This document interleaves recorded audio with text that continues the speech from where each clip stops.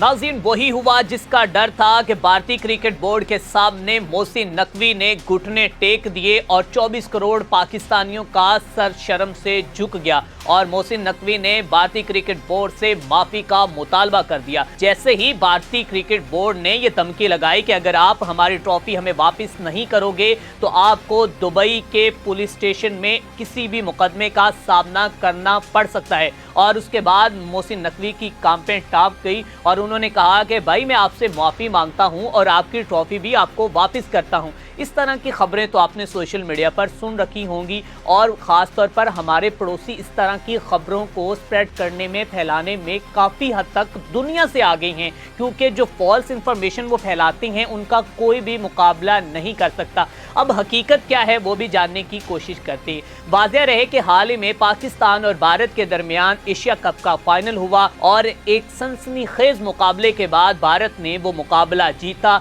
और उसके बाद इख्तितामी तकरीब के अंदर मोहसिन नकवी जो हैं वहाँ के चीफ गेस्ट मौजूद थे, क्योंकि वो एशियन क्रिकेट काउंसिल के सदर हैं और वहाँ पर उन्हें जीतने वाली टीम को ट्रॉफी थमानी थी। और जैसे ही उन्होंने सुना कि मोहसिन नकवी साहब के हाथों से हम ये ट्रॉफी लेंगे तो उस वक्त वही सूर्या कुमार यादव जिसने पहले मोहसिन नकवी से मुसाफा करते हुए अपने चेहरे के ऊपर मुस्कुराहट लाई थी और बड़ी खुशी का इजहार किया था कि मैं पाकिस्तान क्रिकेट बोर्ड के चेयरमैन से मिल रहा हूं और एशियन क्रिकेट काउंसिल के सदर के साथ मिल रहा हूं, वही सूर्या कुमार यादव को कोई ऐसे ईमेल्स आए या ऐसे पैगामात मौसूल हुए कि उसके बाद टोन ही चेंज होगी और उसने जेंटलमैन गेम के अंदर सियासत का प्रचार जो है वो खुलकर किया और प्रेस कॉन्फ्रेंस के अंदर भी ना जाने कैसे कैसी वो गुफ्तगू करता रहा। सो उसके बाद नाज़रीन कराम क्या होता है कि मोहसिन नकवी जो हैं वो कहते हैं चले भाई भारतीय टीम को नई ट्रॉफी चाहिए तो कोई मसला नहीं, आकर मेरे वो ऑफिस से मौसूल कर सकते हैं, मुझसे ले सकते हैं। अब मामला कुछ यूँ होता है कि उसके बाद भारत जो है वो भी अपनी हट धर्मी पर कायम रहता है और वो मोहसिन नकवी से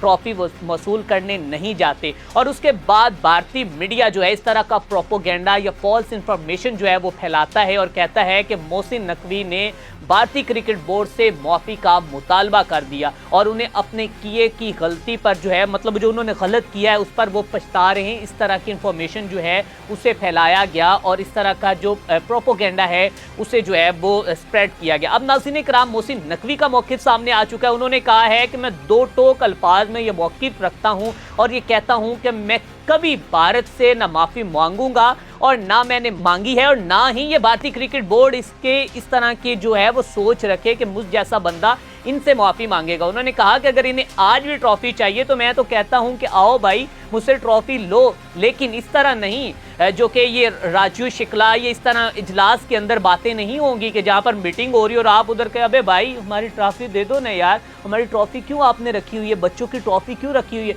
इस तरह नहीं होगा। जबकि वहाँ पर भी मोहसिन नकवी ने जो हाल ही में इजलास हुआ वहाँ पर शटअप की कॉल दी और कहा कि भाई शिकला साहब आप अपने दिमाग को ठीक करें क्योंकि ये इजलास हो रहा है, कोई ये यहाँ पर ट्रॉफी के ऊपर हम डिस्कशन नहीं कर रहे। सो उसके बाद जनाब कुछ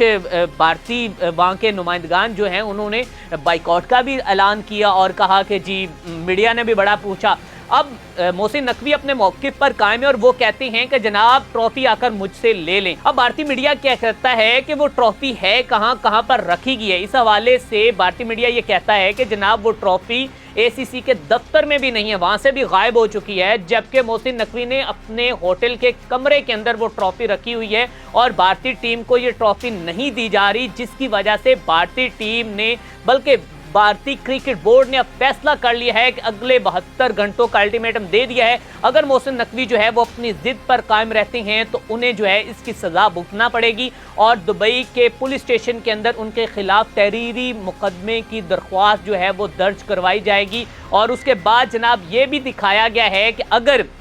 मोहसिन नकवी के खिलाफ दरख्वास्त दर्ज होती है तो उन्हें 5 से 7 साल तक दुबई के कानून के मुताबिक जो है वो सज़ा भुगतना पड़ेगी। अबे यार कहते हैं ना कि वो क्या एक मिसाल है कि कहाँ का मुंह कहाँ मसूर की दाल। तो यही मैं कहूँगा कि इनकी यार क्या यार बिल्ली को चिचड़ों के ख्वाब, आप लोग ख्वाब देखें और मोहसिन नकवी को गिरफ्तार और मुकदमे के जो है इस तरह के मामलात और झूठे प्रोपोगेंडे करना आप लोगों की शायद फितरत के अंदर है और आप लोगों की नेशन के अंदर है और आप लोगों की जो कि एक मीडिया के अंदर है, सो कॉल्ड मीडिया के अंदर ये बात लिखी हुई है कि आप लोगों ने एक झूठा प्रोपोगेंडा करना है और उसी की बुनियाद पर जो है वो आपने पाकिस्तान के कई शहरों को भी उड़ा देना है। सो ये बात थोड़ी सी अलग चली जाएगी, मैं इसको जो है वो डिस्कस नहीं करना चाहता, लेकिन आपको बताता चला जाऊं कि इस वक्त भारत जो है वो दुनिया के सामने इतना जलील हो चुका है। जबकि एबी डिविलियर्स ने कहा है कि यार भारत कौन से ये ओछे हथकंडे अपना रहा है और जेंटलमैन गेम के अंदर वो अपनी सियासत क्यों ला रहे हैं, जबकि उनको फाइनल की ट्रॉफी दी जा रही थी और उस शख्स के हाथों से मिल रही थी कि जो इस वक्त एशियन क्रिकेट काउंसिल का सदर है, लेकिन उसके बावजूद भी इन्होंने खेल के अंदर सियासत को इन्वॉल्व किया और मेरे ख्याल में ये बहुत गलत हो रहा है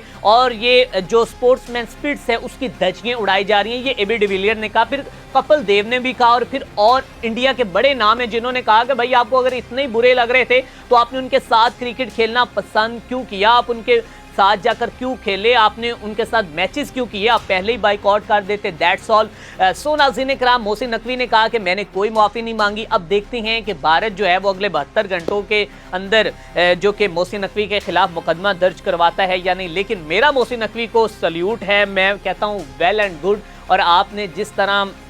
भारतीय क्या मैं कहता हूँ कि इस 1 अरब आबादी को खामोश करवा दिया ना, मैं मानता हूं भाई आपको, और आप अपने फैसले पर जिस तरह डटे रहे, कमाल है यार। इसी के साथ अपने मेज़बान मियां असलान को दीजिए इजाज़त, देखते रहें मेट्रो 53।